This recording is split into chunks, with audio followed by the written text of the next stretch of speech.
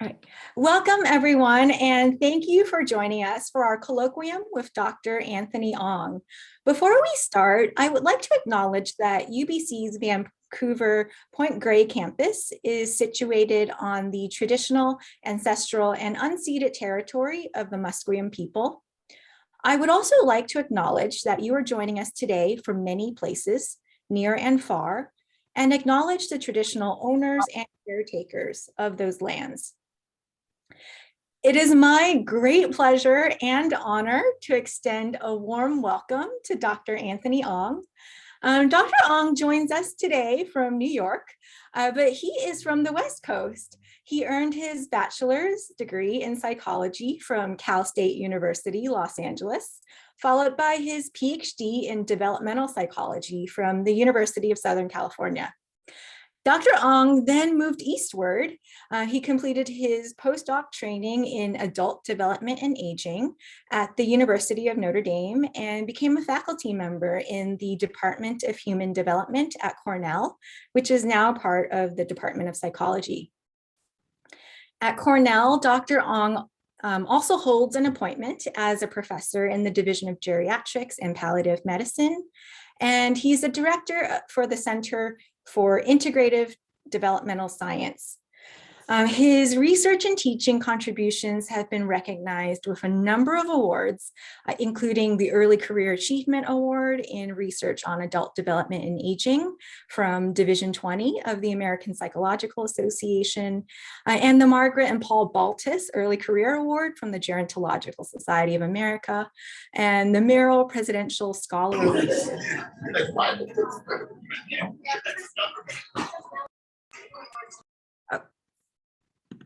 All right. His research has been supported by a number of grants from the National Institute on Aging and foundational funding. He's got, I think, about 90 or more peer-reviewed pubs in premier outlets, such as JAMA Network Open, JPSP, and Health Psych, over 30 chapters and encyclopedia entries, and he's co-edited 3 books. Now, Dr. Ong's expertise, what he's really made so many contributions in is in the area of affective well-being, which he's going to talk about today. But he's also made so many contributions, and I'm such a huge fan, in areas like stress and aging, in intensive longitudinal methods, in sleep and chronic pain. I also want to point out some of his more recent work that I'm so excited about. In which he proposed a conceptual framework for studying racial incivility in everyday life. And he's also doing engaged scholarship, including teaching positive psychology inside the prison and out. So Anthony has been such a source of inspiration for me across a number of years. I think of him as someone who's a deep thinker, who is wonderful at pulling together concepts from many different fields. He really approaches his work with intellectual rigor and is so generative. So it's such a great pleasure to welcome you, Anthony. Thank you, Nancy. Can everyone hear me? Just wanted to make sure before we begin. Great. Well, thank you for that very generous introduction. Thank you to Darko, Nancy, for helping me arrive here. I feel that I've traveled to you today because I'm actually here in my office at Cornell and not in my living room at home where I'm accustomed to holding meetings. And so this is just a delight for me. So thank you for inviting me to speak, and thank you for everyone for logging on this afternoon. I've been an admirer from afar of the faculty in your department, and I'm looking forward to hearing about what you think about this work. So let me begin by stating my goal in this talk, which is to try to do 4 things. So first, I want to say a little bit about what it means to study happiness, and here I'm being a little provocative in using the term happiness. I want to be clear that I'm referring to positive emotions, although broadly speaking, of course, well-being need not be restricted to positive emotions. So what does it mean when we say we want to understand happiness or positive emotions? I want to suggest that to understand positive emotions is to answer two puzzles of happiness. Does happiness change over time? And what distinguishes happy people from unhappy ones? The second thing I'd like to do is, after having outlined what it is that we understand about positive emotions, I want to say a little bit about how I think this understanding is incomplete. And this will occupy the bulk of the talk, where I'll focus on evidence of underlying mechanisms connecting positive emotions to health.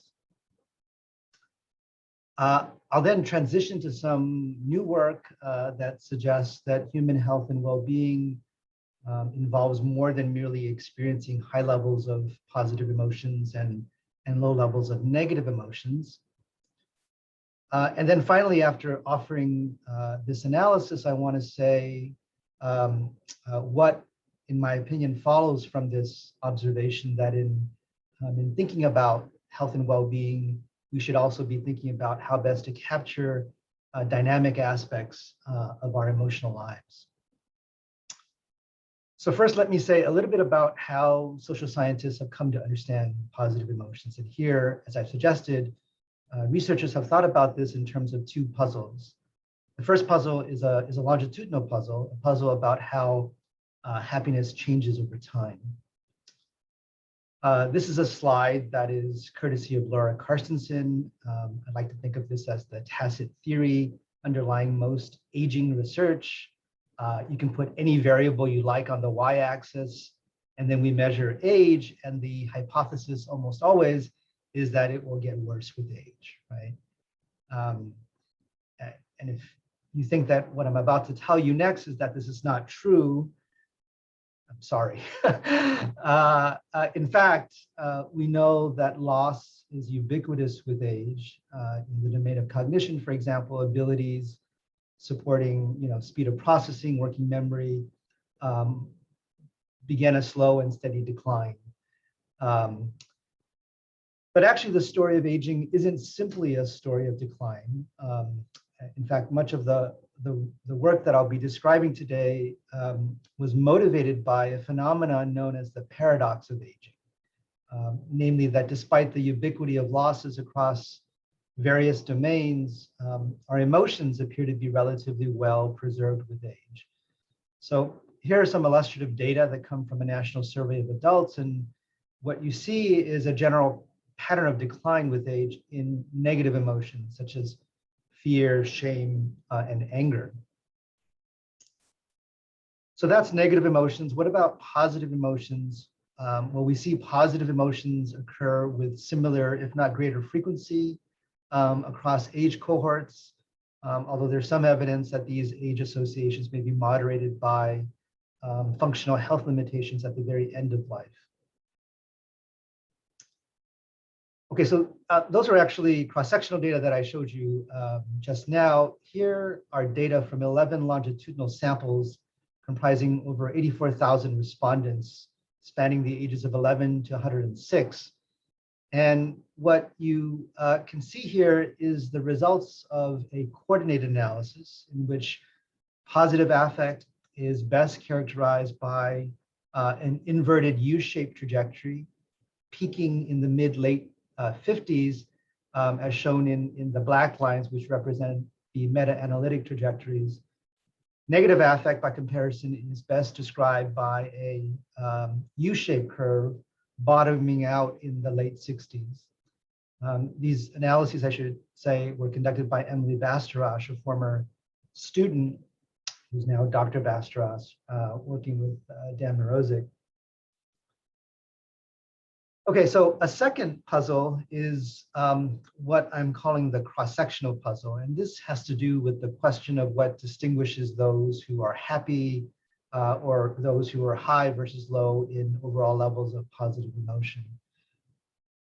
There are many different ways to show this, but one way is to show that the disparity in mortality between happy and unhappy people. Here's an example of this from the the famous nun study. As you may know, these were Catholic nuns who back in the early 1930s were asked to write personal essays about their lives. And more than 70 years later, the writings resurfaced as part of a larger study on aging and Alzheimer's disease. And it was at that time that the essays were coded for the instances in which the words love, hope, interest, and happiness appeared. And the results of what now have become known as the nun study, I think, are quite remarkable. Those nuns who expressed the most positive emotions lived on average 10 years longer than those who expressed the fewest. I want to point out here that the gain in life expectancy is considerably larger than the gain achieved by those who quit smoking. Well, you may say that's, admittedly a cherry-picked study from a small and select sample. This is a meta-analysis of 62 studies with a pooled sample of over 1 million individuals conducted by Andrew Steptoe and colleagues. And it's hard to make out this slide, but what I think you can see here is that most of the studies are to the left of 1, which is the hazard ratio, suggesting that positive affect and subjective well-being in general have a protective effect on mortality. Okay, so these are just 2 puzzles that social scientists have tried to understand about positive emotions. And one can say that although the discovery that people who think more positively and feel good actually live longer is remarkable, it seems to me that it does raise more questions than it answers. What exactly are the adaptive benefits of positive emotions? Why are they adaptive? So I want to turn now to some work that attempts to address these more mechanistic questions. So here I'll be presenting research on the impact of positive emotions on the mind, on the body, and on the self. And throughout the talk, I'll be presenting lots of data, published data, as well as some new data to help trace the evolution of our thinking in this area. So I want to say from the outset that our work here is guided by various theories and models of positive emotions. I want to tell you how we have tested some of these predictions from these theories and models in our work, primarily with older adults. So I'll start with the so-called broadening hypothesis. This hypothesis simply states that positive emotions widen people's attention and thinking relative to neutral states. And work by my own colleague, Adam Anderson, shows that positive emotions literally expand our peripheral vision, allowing us to take in more information in the visual field. And one domain in which this hypothesis has received a lot of empirical attention is in studies of cognitive flexibility. And here again, I want to point out decades of research conducted here at Cornell by my late colleague Alice Eisen demonstrate that positive emotions facilitate more flexible and creative thinking. So one question that we've been interested in is whether the cognitive broadening that is produced by positive emotions would extend directly to age-related contexts. In the interest of time, I'm going to present data from a study that tests the broadening hypothesis in the context of face recognition. But we've also examined this hypothesis in studies of creative problem solving using tasks such as the remote associates test and the Dunker-Kando problem. So one aging context that we've been interested in is the so-called own age bias in face recognition. So this is a bias that reflects the tendency for people to be less able to recognize and distinguish faces of people of a different age than faces of people of their own age. This recognition bias is prevalent across the lifespan, but there's some evidence suggesting that the effect is most pronounced for young adults viewing faces of older adults. I also point out that there is evidence to suggest that one reason for the own age bias may be that cross-age faces are perceived less holistically than own age faces. And so evidence of the sort of broadening effects of positive emotions found in prior work led us to wonder whether inducing positive emotions in the lab would, in effect, unlock our ability to attend to other people, and perhaps allow things that typically divide us, in this case, age, to slip out of view so that people are just as able to recognize someone of another age as they are to recognize someone of their own age. So this is the sort of study setup. So during a learning phase, young adults, these are adults between the ages of 18 and 25, were presented with 24 young and 24 older faces that were taken from the FACES database. All faces were color front view faces with a neutral, importantly, emotional expression, and all the face stimuli were standardized in terms of brightness and background color and pixel resolution. One thing that I want to note here is both the race of the participant and the race of the faces were held constant to avoid any effects of an own race bias, which we know is also prevalent in literature. So following the learning phase, participants were randomly assigned to one of three emotion conditions, a positive emotion condition, a neutral condition, and a fear condition, where they watched a brief film clip. And this is typically the way that we induce emotions in the lab. During a recognition task, participants were shown 48 faces from the learning phase and 48 lures or distractor faces. These were all randomized. And what you see here is how the faces were presented one at a time, followed by a fixation cross. Let me just jump to the results here. So to examine the prediction that positive emotions reduce the own age bias, we use a signal detection index of discriminability that accounts for unequal variance in both the lures and target distributions. And what you see here is simply replicating the own age bias, right? So we find a main effect for age of facial stimuli, with recognition performance higher for younger faces than for older faces. So remember, these are younger adults viewing these younger and older faces. So they're just better at remembering younger faces than older faces. Interestingly, this effect also persists in the fear condition, but essentially goes away in the amusement condition, the condition where we induced positive emotions. I also want to point out here that follow-up tests confirm that the elimination of the own age bias in the amusement condition is driven by improved discriminability of older faces, shown here in red, whereas the discriminability of young faces did not vary on the basis of emotion inductions. So these results suggest that inducing positive emotions may serve to eliminate the own age bias in face recognition, and we're currently collecting data to see whether these findings replicate with an older adult sample.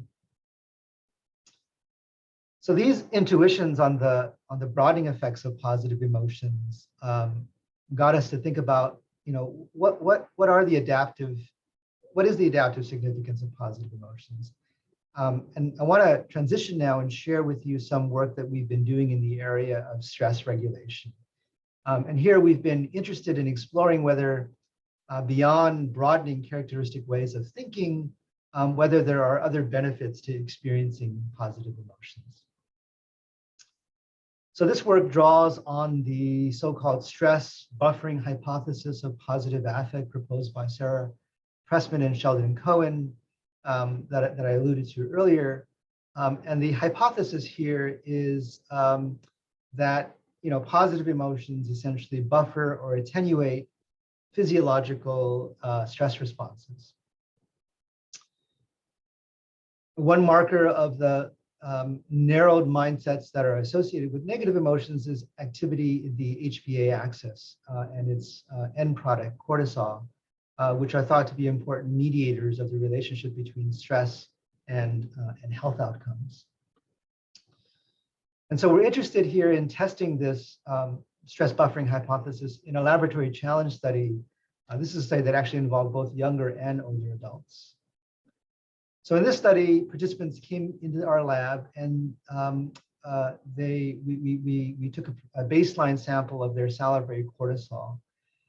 They were then randomly assigned either to a positive emotion condition or to a neutral condition. And then everyone performed the Trier social stress task, which involves giving an impromptu speech and performing mental arithmetic. So just to give you a sense of the experimental environment, participants had to prepare and deliver a speech.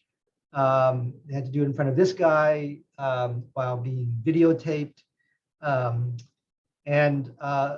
Salivary cortisol here was taken at baseline, 20 minutes, 40 minutes, 60 minutes, and 80 minutes following the onset of the Trier task.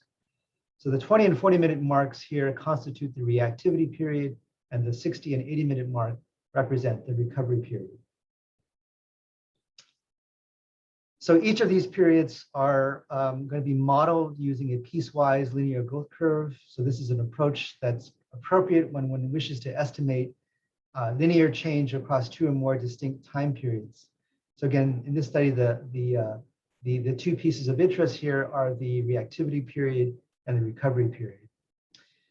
This is just to say that we modeled these changes as a result of the emotion condition, age, and the age by emotion interaction.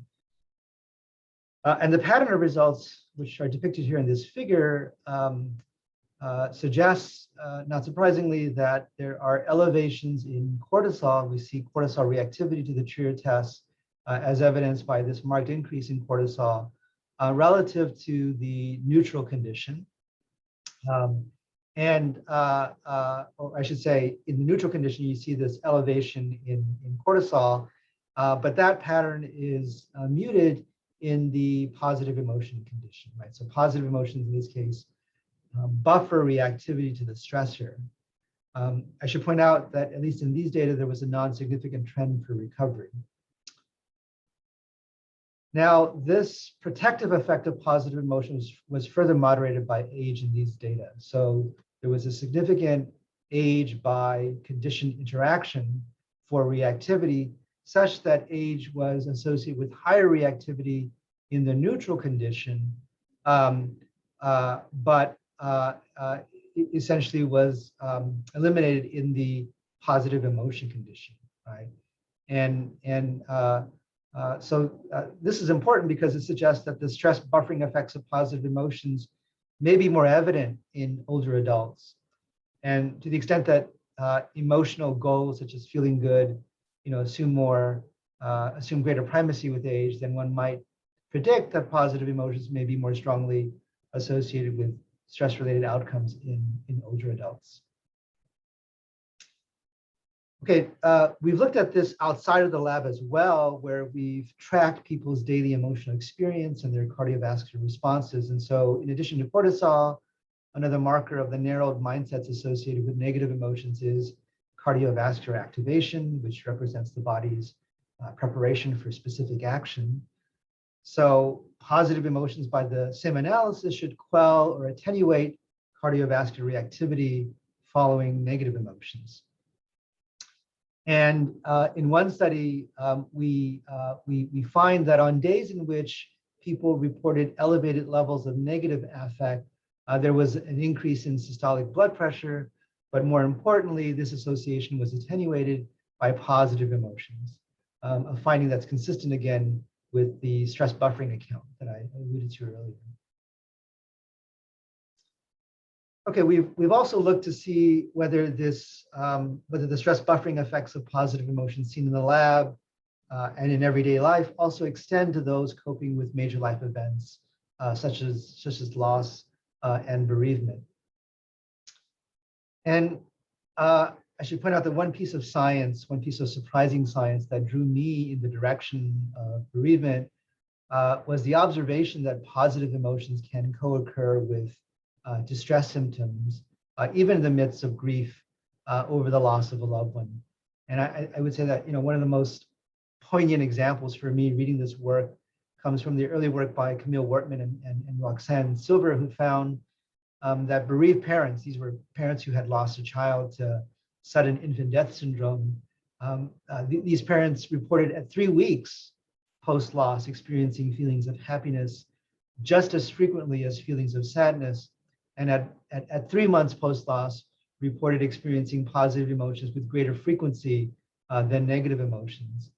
And this, as I have suggested, was a surprising finding for me, but it turns out it's a very robust finding in the literature. So using prospective data, these are data from the Midlife in the United States survey, we explored the role of spousal bereavement and positive emotions in naturally occurring levels of daily cortisol. I want to point out here that the advantage of these data is that they were obtained from a sample of bereaved adults both prior to and after the death of a spouse.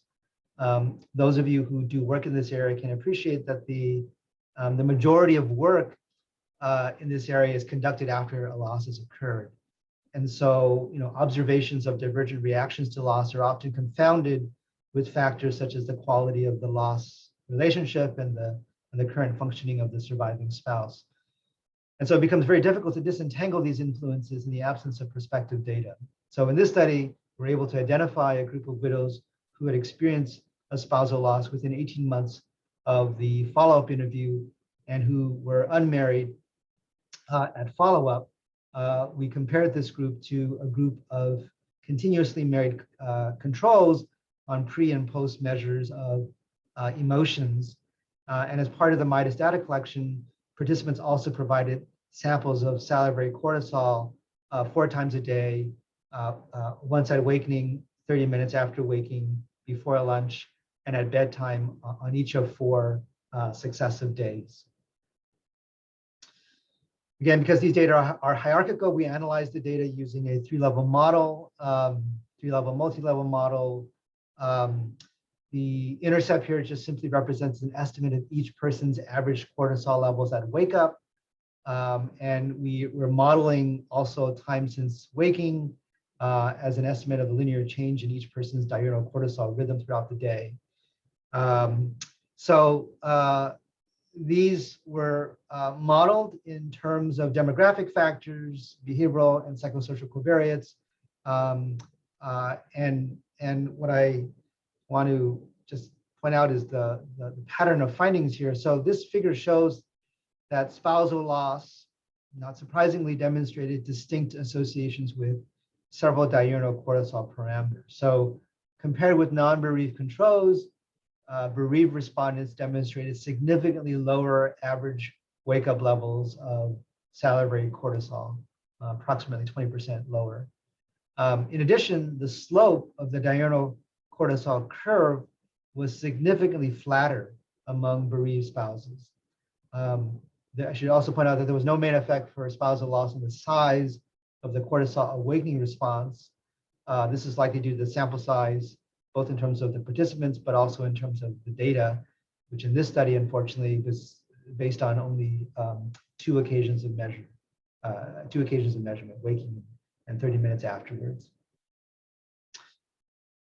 So multi-level mediation modeling revealed that the effect of spousal loss in these data were mediated by pre to post-loss changes in positive emotion, with reductions in positive emotions explaining approximately 29% of the effect of spousal loss on diurnal cortisol slopes. So I want to turn now to the question of whether there are individual differences in people's abilities to capitalize on positive emotions, particularly during times of stress. So this work draws on resilience as a mindset. So the primary hypothesis that underlies this research is that positive emotions are an active component, an active ingredient in what it means to be resilient. And that the secret that resilient people have, whether or not they can articulate it, is that they're able to tap into the broadening and stress buffering effects of positive emotions. So we had an opportunity to explore this relationship between resilience and positive emotions more deeply in a couple of daily diary studies, one involving spousal bereavement and another involving chronic pain. And in the interest of time, I'm going to skip over the bereavement data and talk about how we tested this resilience hypothesis in a daily diary study of chronic pain patients.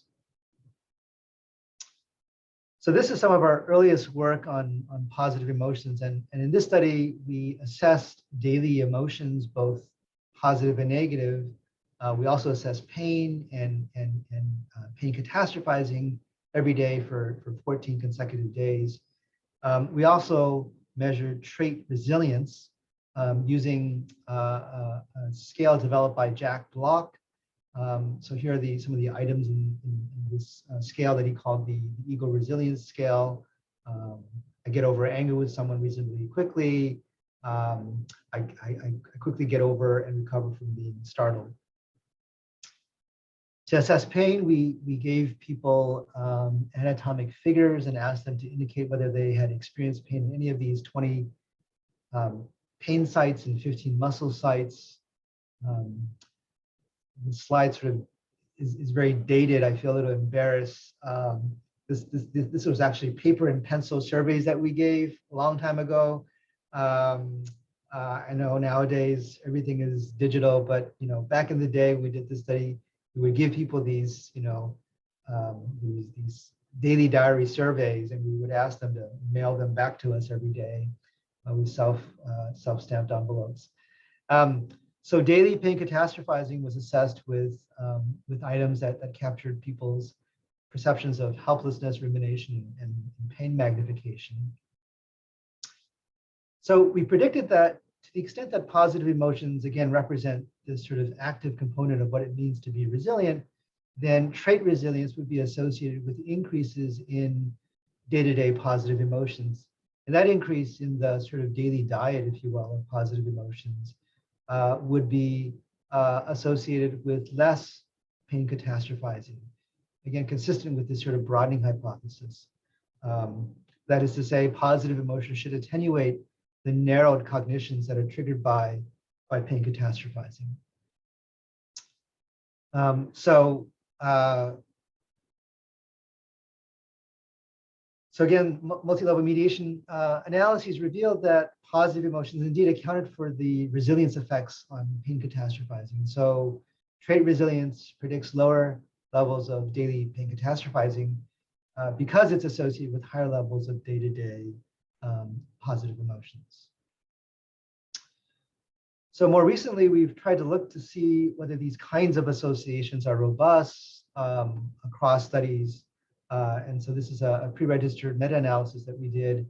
And what I'm showing you here are the forest plots of 29 observational studies and intervention studies with a pooled sample of about 3,500 participants. And the general pattern here is that positive emotions is associated with decreases in pain severity among adults with chronic non-cancer pain. And this is evident both in observational studies as well as intervention studies. Okay, so positive emotions appear to produce an upward spiral of well-being through the mechanisms of cognitive broadening, stress buffering, and resource building. As I like to remind my colleague Bob Fredrickson, this is an upward spiral, but like any spiral, spirals can go down. And so I'm going to turn to the question of this sort of the question of whether our understanding of well-being should involve more than a focus on overall levels of positive and negative emotions. And here I want to suggest that any conceptualization of well-being must take account of how our emotions fluctuate in daily life. So I was drawn to this question by a body of work suggesting that high levels of positive emotions can have a costly side that's associated with intense psychological distress, risky health behaviors, and even early mortality. If you're interested, much of this work is summarized in an edited volume by June Gruber and Judy Moskowitz. So the question that has animated our thinking in this area is, given that high levels of positive emotions have been linked to, both favorable and poor outcomes, what are the factors that contribute to whether positive emotions are adaptive or maladaptive for health?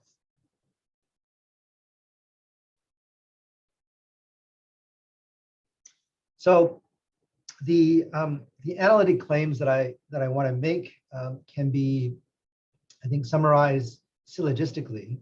So one observes, for example, that there are individual differences in well-being. One can further observe that emotions are important markers of well-being. And one also observes that emotions are inherently dynamic. And both of these analytic claims, what I'm calling 2A and 2B, help to explain individual differences in well-being. And so I want to say, yes, 2A matters, and yes, 2B matters. And just to forecast, the bottom line here, I also want to argue that the conjunction of 2A and 2B matters.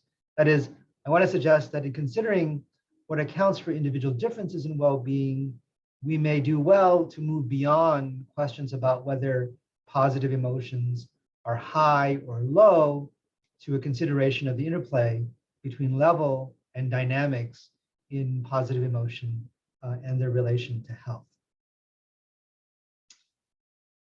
This is from my colleague and friend Neelam Ram, and what I'm showing you here are the emotions of 150 adults assessed every day across 9 weeks. Now, there's a lot going on in this spaghetti plot, but let me observe that one thing that might be going on when we look at a plot like this is the tacit assumption that these fluctuations are lawful, right? That they are in response to signaling events in our environment. Or to put it more philosophically, upon looking at this beautiful artwork that my friend Neelam has produced, a moment's reflection might lead us to conclude that our emotional lives only have meaning to the extent that they change. But is that assumption true? This plot is from a meta-analysis of 79 studies conducted by Hubin and colleagues. And what you can see here is that for each of these indices of so-called emotion dynamics, the majority of the correlations with well-being are negative, suggesting that low psychological well-being tends to co-occur with more variable, more unstable, and more inert emotions. And I want to point out that the predictive utility of these so-called emotion dynamic measures is a matter of ongoing debate among affective scientists. And what I'm showing you here, for example, are zero-order associations, leaving open the question of whether these measures have explanatory value above and beyond more simpler indices, such as the mean, for example. This, in fact, is the question that was explored in a recent paper by this same group of researchers who analyzed the affective time series from 15 experience sampling studies. And what they essentially find is that when you account for the mean in positive and negative affect and the standard deviation, many of these relations between affect dynamics and psychological well-being go away. To put it differently, these dynamic measures could not beat the mean, right? They could not beat the mean. Now, one could argue that this is not a surprise, that the best predictor of trait well-being is a measure of mean affect, right? This potential for measurement. Confounding is the problem of intra-category variability that Bruce Doenren identified many years ago. And so one can speculate, in fact, as the authors of this paper do, whether the problem of detecting these unique relations between affect dynamics and well-being might very well be situated on the outcome side. So in collaboration with Andrew Steptoe, we recently had an opportunity to explore this question. So using experience sampling data that Andrew collected as part of the larger ELSA study, we examined the question of whether temporal fluctuations in positive emotions were associated with mortality in older adults. So here we conceptualize positive affect dynamics using the mean squared successive differences, which captures both variability and temporal dependency in the data. This table simply shows associations between positive emotion instability as measured by the MSSD and mortality. And what you can see is that independent of the mean, which does appear to have a protective effect on mortality, instability in positive affect is inversely associated with mortality. And this association is maintained even after accounting for a number of behavioral and physical health covariates. Importantly, I want to point out that these associations are also evident after one adjusts for mean negative affect as well as negative affect instability. So at least in these data, we can say, we're able to beat the mean, right? Although I'm sure there will be a rematch. Okay, I want to turn now to some other ways that we have been thinking about affect dynamics. And here I want to talk about work that I've been doing in collaboration with Nancy on affective reactivity, which we conceptualize here as the magnitude of change in affect in response to daily events. So there's a growing literature here showing that heightened affective reactivity to daily stressors is associated with diminished well-being and increased risk for poor health, including depressive symptoms, chronic health conditions, and even early mortality. And here we've been particularly interested in positive affect reactivity, where our work suggests that the problem is not so much whether you have or you don't have high levels of positive affect. The problem is how do you get your positive affect? So across a number of studies, we've shown that people whose day-to-day positive affect is contingent on external events are more likely to report poor sleep, both measured subjectively as well as objectively. They report higher levels of inflammation. And more recently, with my colleague Anthony Burrow, we find in a study of African-American adults that greater dampening of positive affect in response to daily racial discrimination is associated with more depressive symptoms a year later.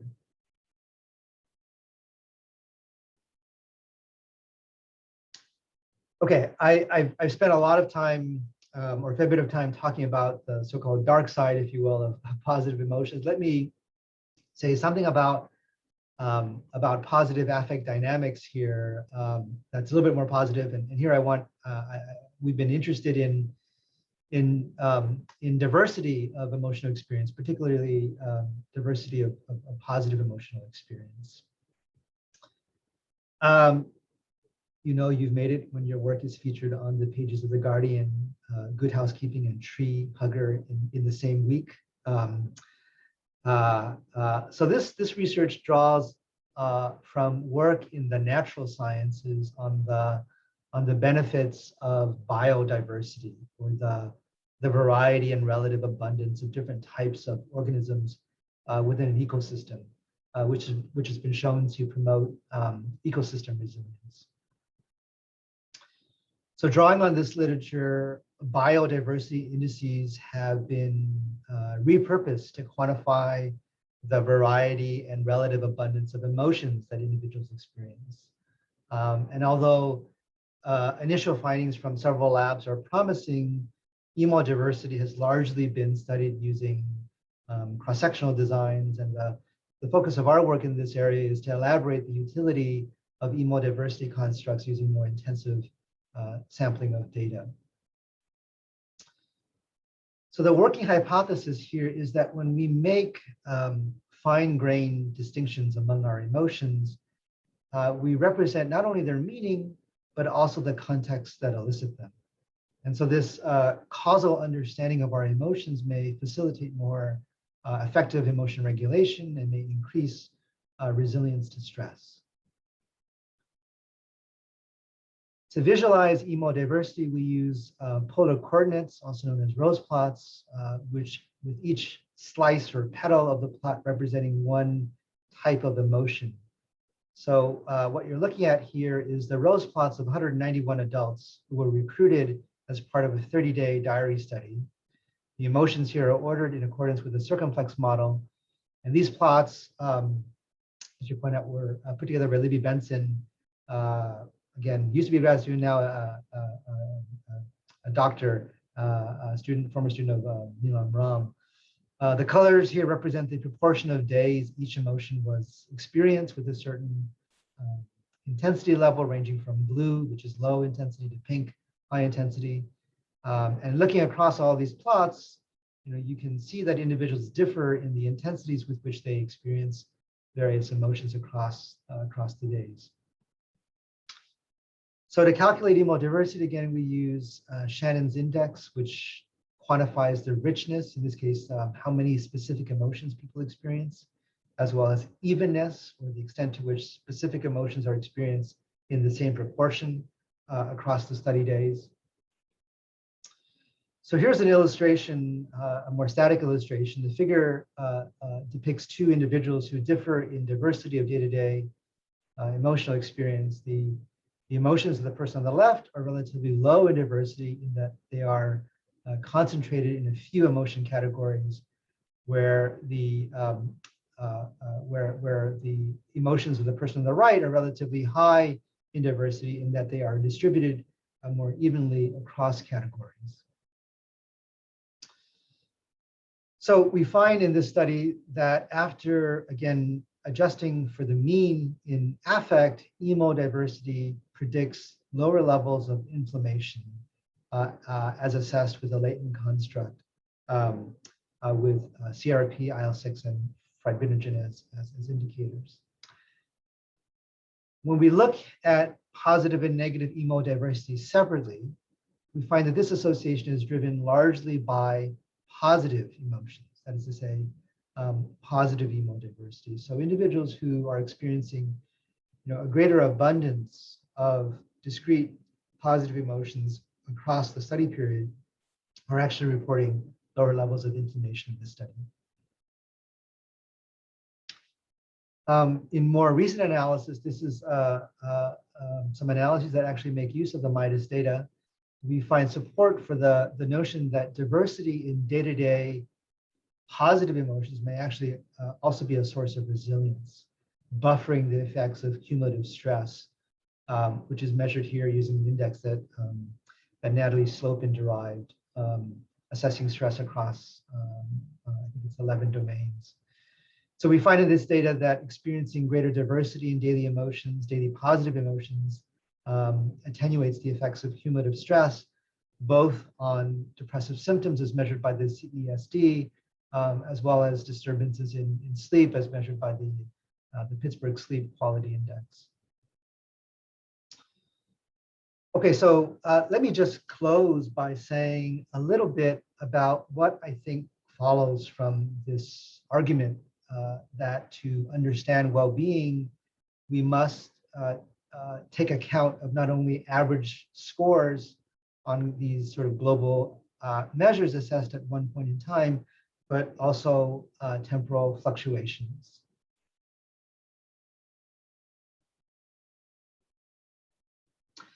So if you accept this argument, if you can agree with me that the road to well-being is paved not only with average level data, but also individual temporal dynamics, then I think it's very difficult to argue that positive affect is a unidimensional label, right?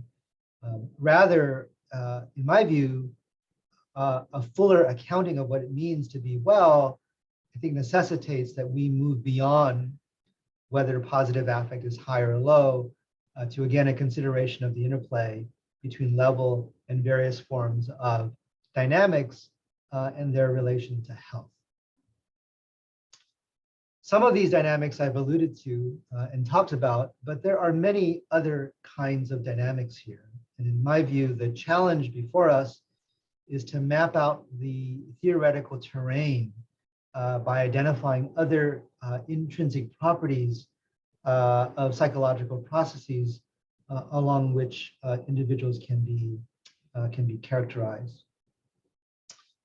So, and finally, for those interested, we've tried to unpack some of this in greater detail in some writings, which I've included here.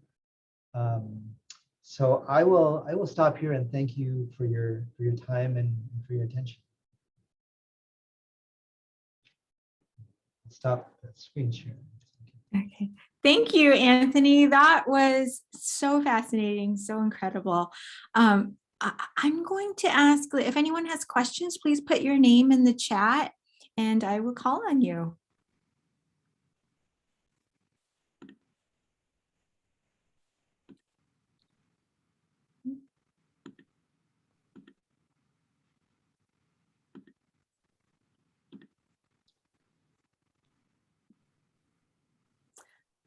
Okay, I'll start with Lydia.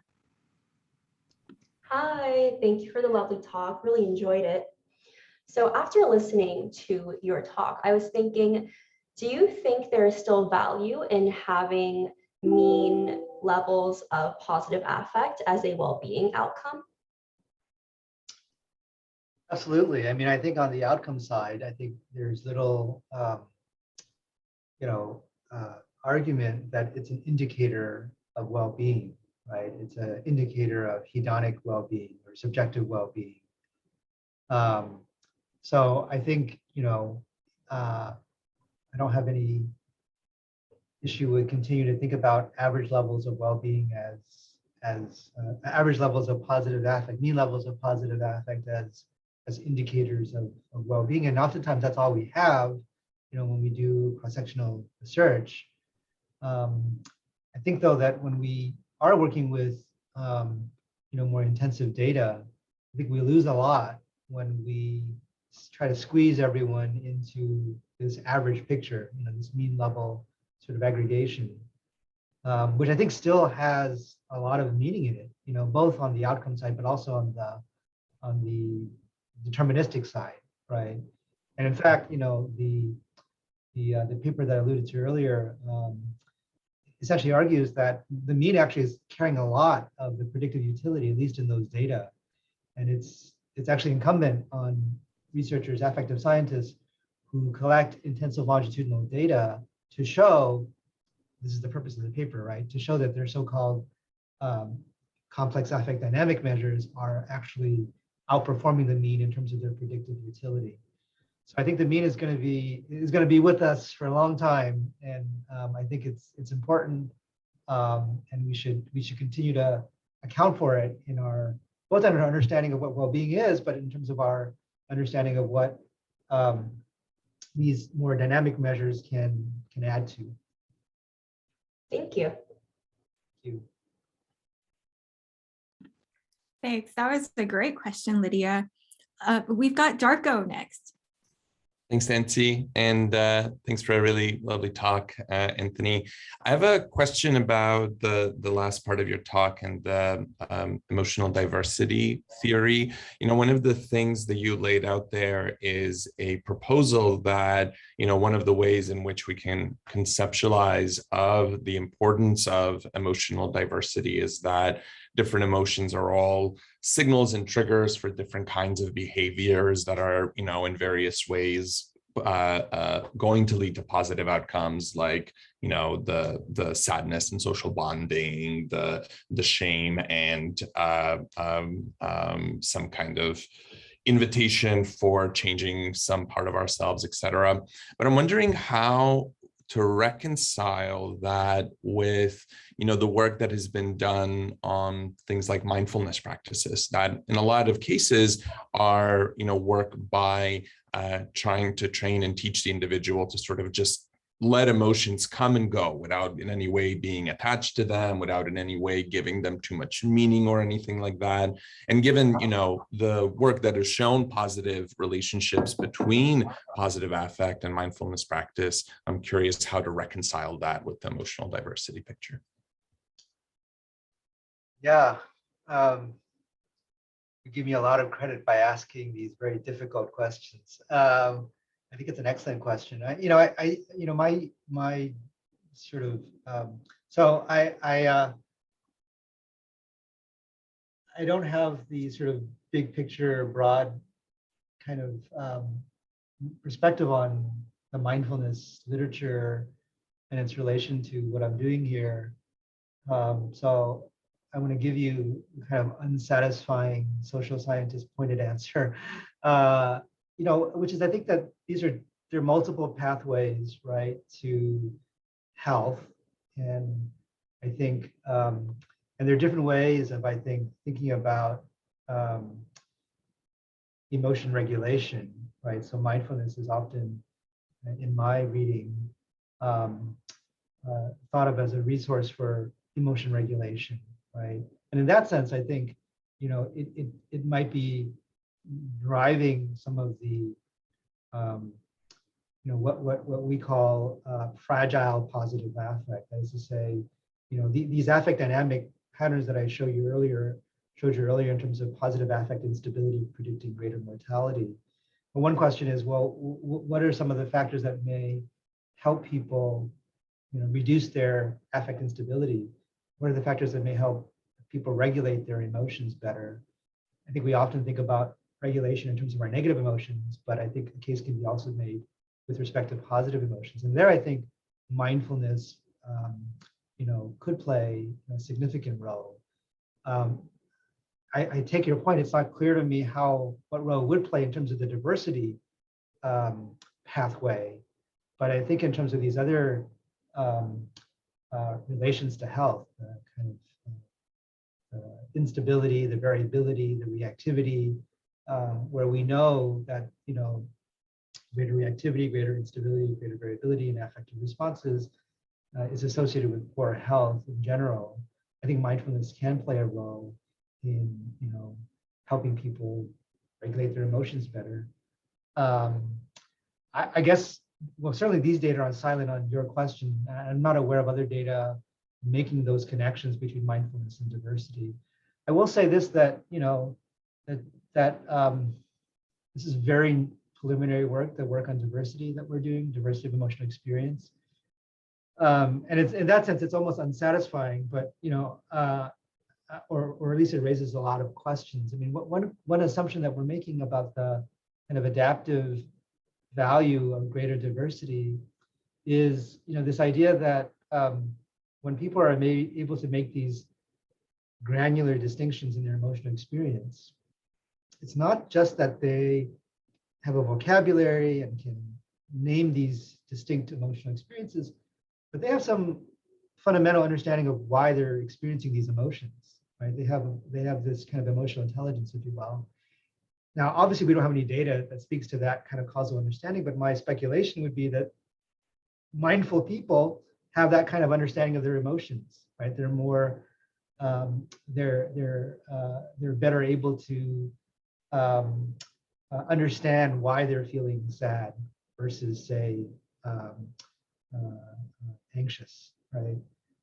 But again, I'm just speculating here. I don't necessarily see the contradiction there, but again, I'm just speculating. So, but good question. By the way, I think you gave yourself too little credit. I think that was a very engaged answer. So thanks for that.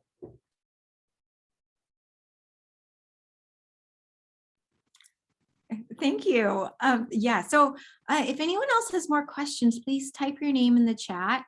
But why don't I take this chance to ask my question. So I was really intrigued by the work that you've talked about in the beginning of your presentation about aging, and especially about positive emotions as a buffer against cortisol reactivity to stressors in the lab.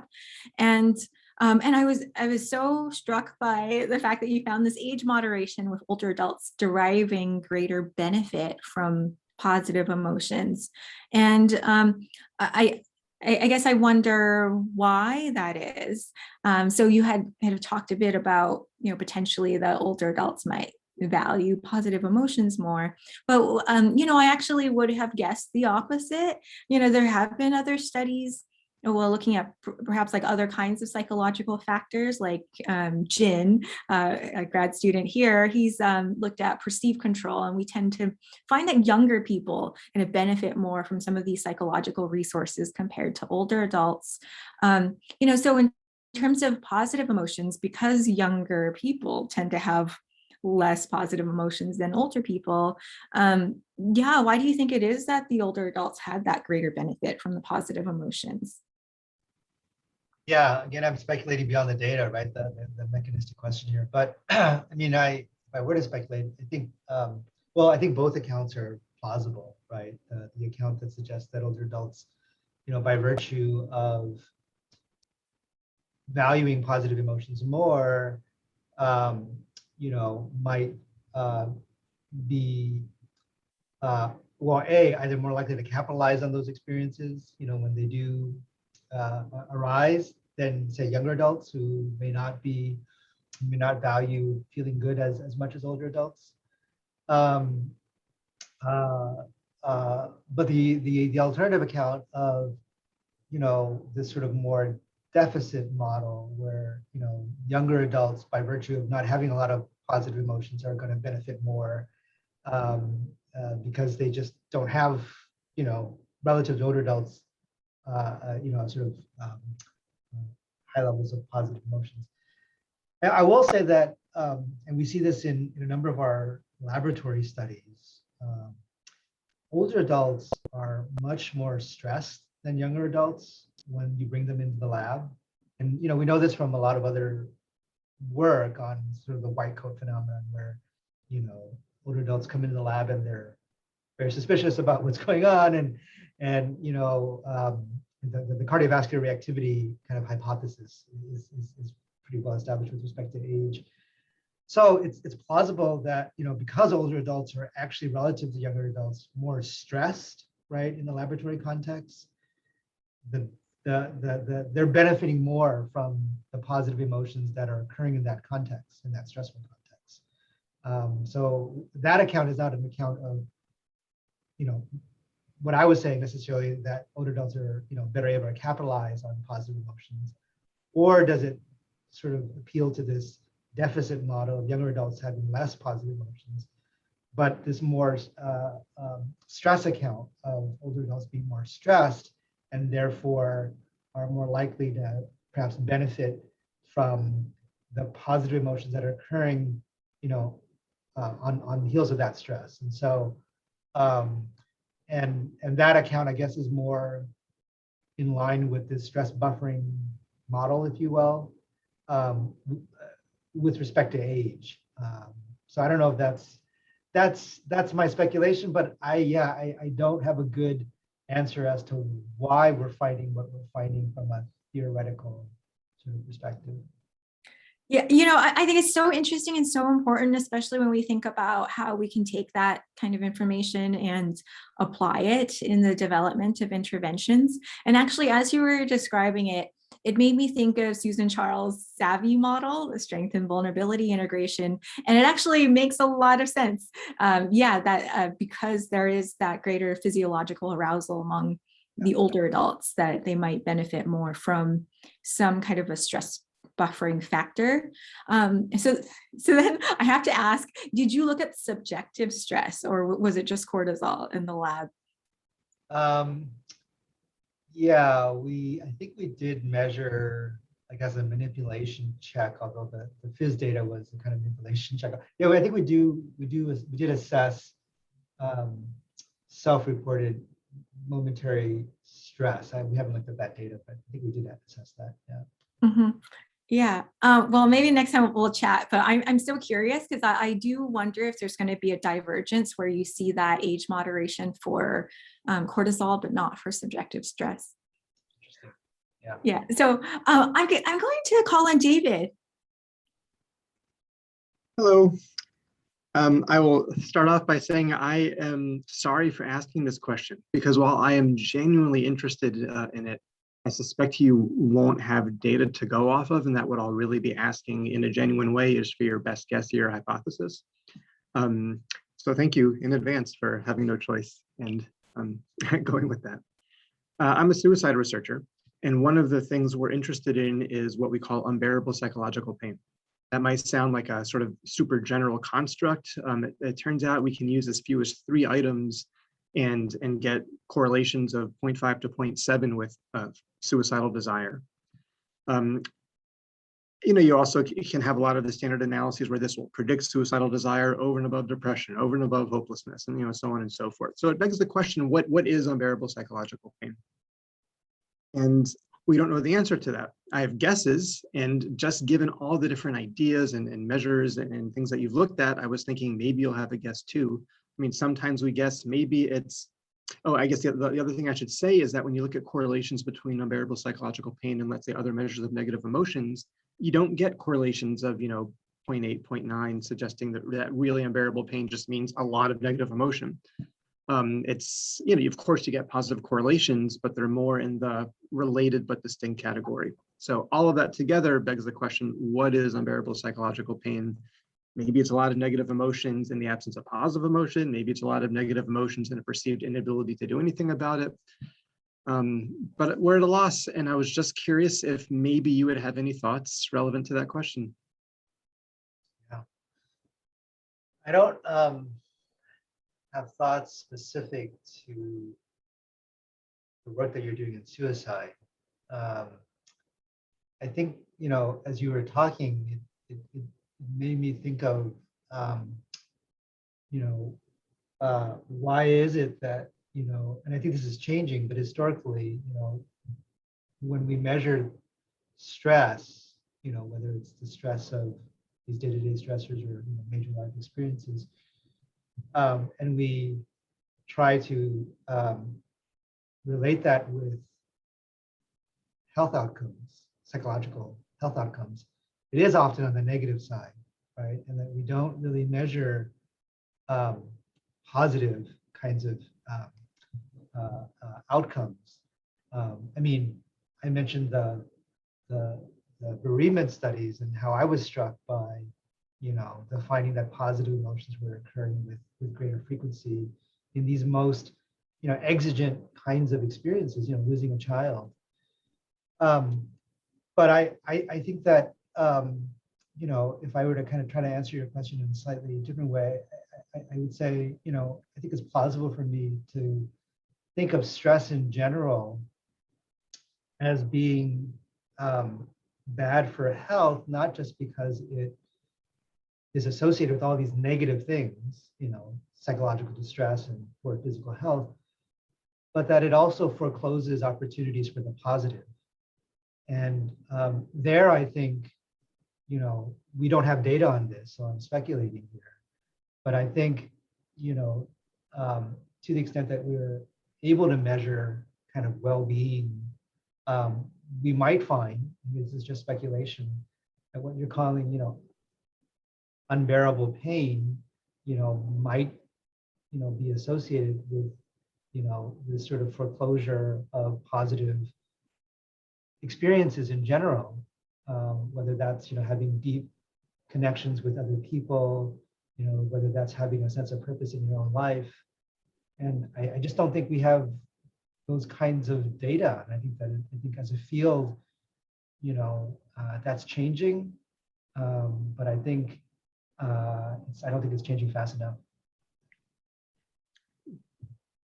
Thanks for that. I'll just add that measuring connection, purpose in life, and meaning, and the extent to which those constructs are all one and the same or separate is something else we're working on in the lab. And so maybe we will be able to have data shortly that directly bears on the hypothesis you suggested or the ideas you suggested. Thank you. Thank you. Thanks, David.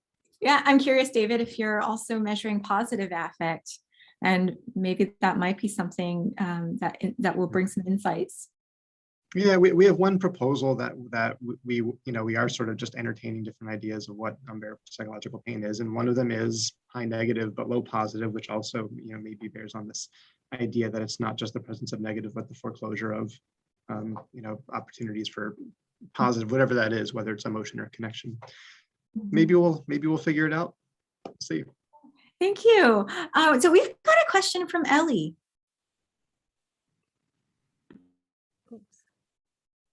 Yeah, hi, thank you for your really interesting talk.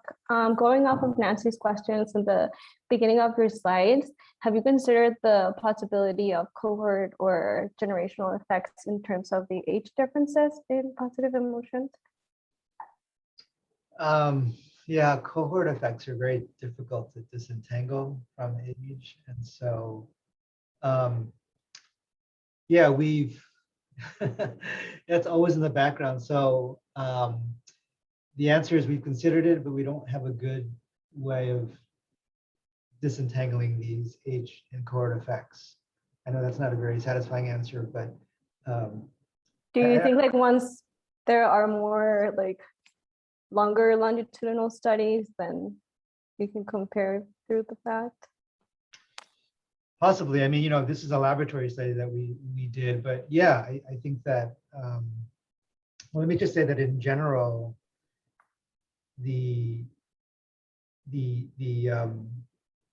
questions about like the stress buffering effects of positive emotions in the context of age have not really been, I think, explored, right? So there's been obviously lots of work looking at age differences in emotions, and there's been lots of work looking at the role of positive emotions in different stress contexts. But I think the question that Nancy is, what do we know about how these things play out in younger and older adults? And the question you're asking is, how do we know that this is not also a function of cohort effects? And obviously we don't have a good handle of that in our laboratory studies, but I think, yeah, there are these big longitudinal studies that can begin to, kind of disentangle some of these age by cohort effects. Thank you. Thank you. Such a good question, Ellie. So we have a question from David.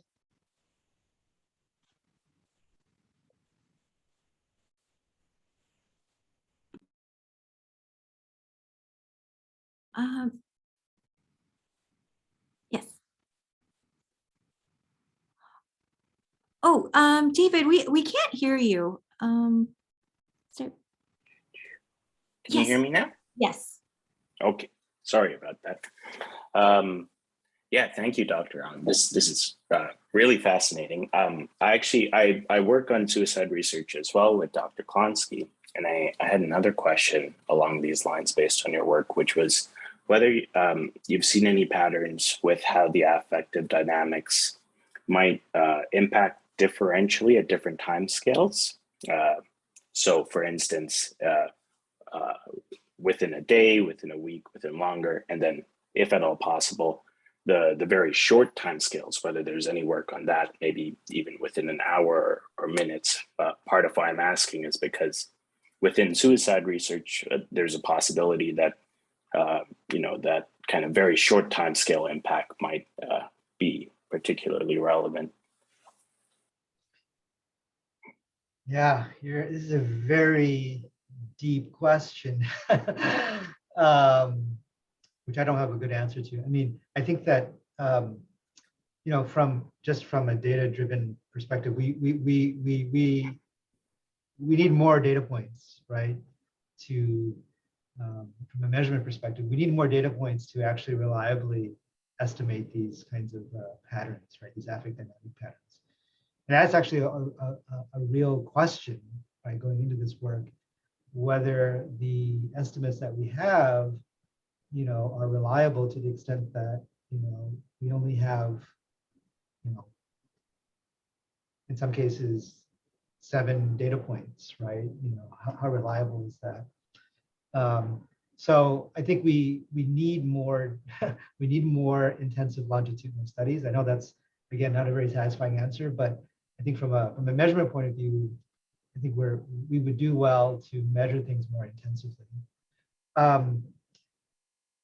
And no one knows, right? Apart from the reliability issue, no one knows the sampling rate at which you should be measuring these things, because obviously that's going to vary as a function of the thing that you're measuring. So in the case of emotions, we do have an intuition that emotions change, but does that change is that change reflective across a day, an hour, a minutes, seconds? Oftentimes, we take what we can get, and but I think there's, so on the one hand, I think there's more measurement work, more methodological work that needs to be done to answer the question of how many data points do you need for there to be a reliable estimate of, variability, for example, in the thing that you're measuring. But at a more theoretical level, I think there needs to also be some attention to what actually you're measuring. And so, regardless of how many assessment points that is, there's a question of what's the time scale, as you're asking, right? Should it be 100 assessments within an hour?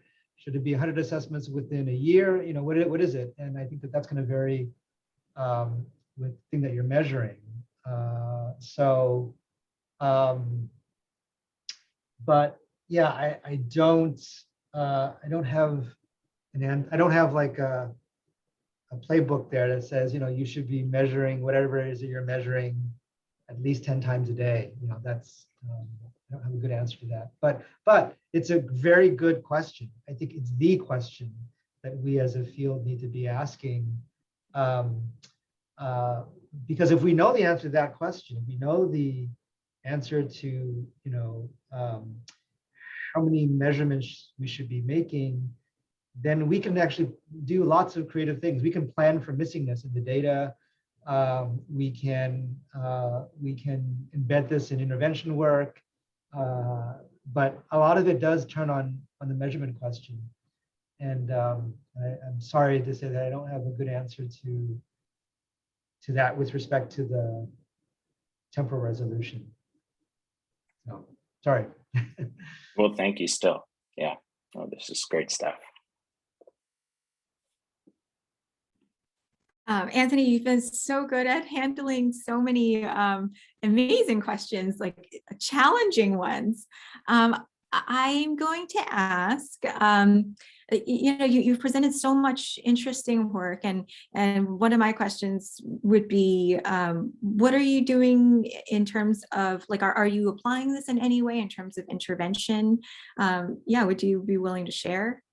Yeah. So with our mutual friend Judy Moskowitz, I did a postdoc a couple of years ago at Northwestern, where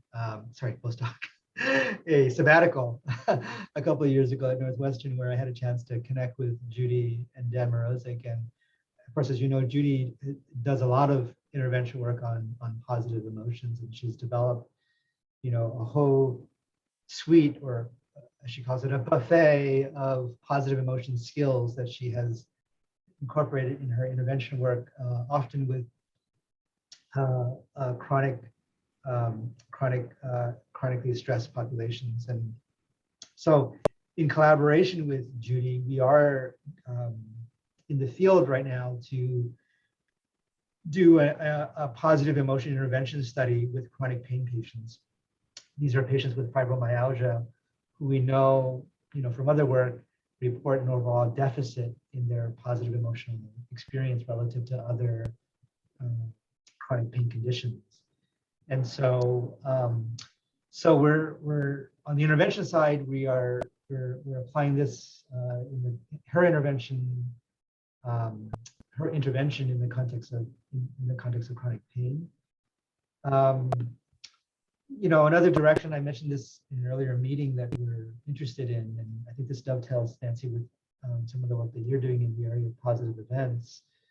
Obviously, positive events are associated with positive emotions. We know that. I've been interested in trying to think about how to think about positive events in relation to race-related experiences. And so I'm glad that Anita is here, because this is inspired by Anita's early work in this area. And we're even using a word that I think Anita coined. I don't know if she coined it, we're calling it racial uplifts.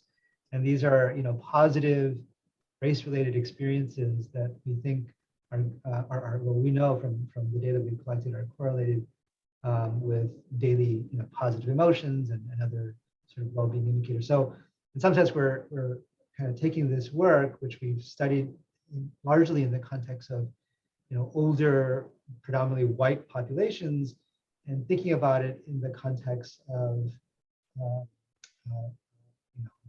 racial minorities. And so that's kind of some of the directions that I'm going some of this work. Gosh, so fascinating. Anthony, every time I talk to you, you're always talking about something that just like I feel like is such like cutting edge. And you're, as I said, you're just such a huge source of inspiration. And I'm always looking forward to seeing what it is that you're up to and what you're publishing. So I guess if we don't have any other questions, I'll give Anthony a chance to take a little break. But I just want to thank you again for joining us and giving this talk and telling us about your research. And thank you to everyone here for attending.